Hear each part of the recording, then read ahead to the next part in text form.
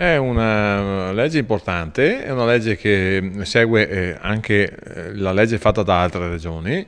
È una legge che va a toccare una serie di questioni che sono in sintesi. La mafia è il sistema a delinquere complessivo, quindi va a fotografarlo, va a denunciare anche, a fotografare anche tutte le mafie straniere, comprese quelle cinesi, va a fare un grido d'allarme, una fotografia diciamo, della contraffazione dei prodotti sia alimentari che non italiani e veneti,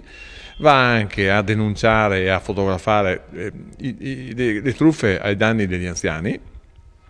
e va a lanciare un grosso monito, proprio veramente forte, su tutto quello che riguarda il gioco d'azzardo, anche quello istituzionalizzato, che ha distrutto intere famiglie.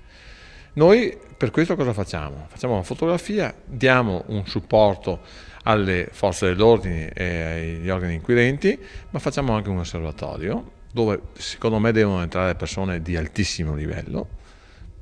che vanno a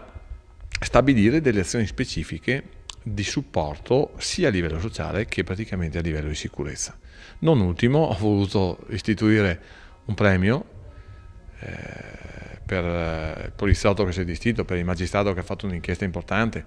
per la magistratura, per la polizia, un premio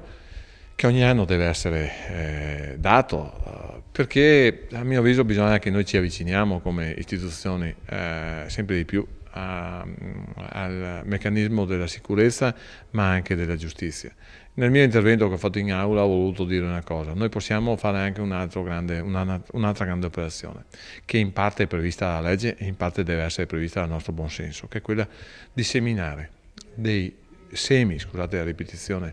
di giustizia e di trasparenza all'interno delle scuole, dalle medie in su, facendo vedere i nostri ufficiali, la nostra polizia, i nostri carabinieri, la nostra guardia di finanza, compresi i vigili del fuoco, dico, e gli alpini e i militari, cioè quelle persone condivise come degli amici e non come delle persone, come vedo certi gruppetti di ragazzi che girano da una schiena dall'altra parte e non si fanno vedere. Non bisogna nascondersi, bisogna collaborare e capire che lì c'è qualcuno che ti può aiutare.